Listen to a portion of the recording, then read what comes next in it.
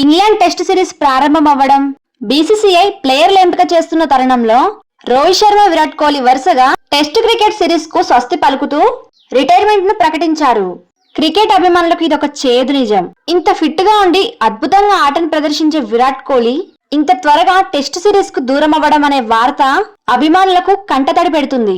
2011 West Indies పర్యటనలో తన test match journey ప్రారంభమైంది. 123 టెస్టులలో 30 సెంచరీలు ఆడాడు. 210 ఇన్నింగ్స్లలో 46.85 సగటులో మొత్తం 92,030 పరుగులు సాధించాడు.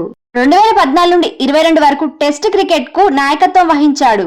కెప్టెన్ గా అద్భుతంగా వ్యవహరించి 68 మ్యాచ్ల్లో 40 విజయాలు సాధించాడు. కోహ్లీ భారతదేశానికి అత్యంత విజయవంతమైన టెస్ట్ కెప్టెన్ గా నిలిచాడు. గతేడాది జరిగిన T20 world cup India cup సాధించిన ఆనందం కన్నా మన hit man Rohit Sharma, king Kohli చివరి T20 వరల్డ్ కప్ అని రిటైర్మెంట్ ప్రకటన అందరినీ బాధ పెట్టింది. మళ్లీ అదే తరహాలో టెస్ట్ మ్యాచ్ కు వీళ్ళిద్దరూ దూరం అవ్వడంతో క్రికెట్ ప్రేమికులు వీళ్ళ రిటైర్మెంట్ వార్తను జీర్ణించుకోలేకపోతున్నారు. ఇండియన్ క్రికెట్ టీంలో వీళ్ళిద్దరి పాత్ర మరవలేనిది. వీళ్ళ ఆట తీరుతో ఎంతో మంది అభిమానులను ఆకట్టుకున్నారు. వీళ్ళిద్దరి నాయకత్వంలో T20 world cup, championship trophy ఇలా ఎన్నో ఘన విజయాలు సాధించి ప్రపంచానికి ఇండియన్ క్రికెట్ సత్తా చూపించారు.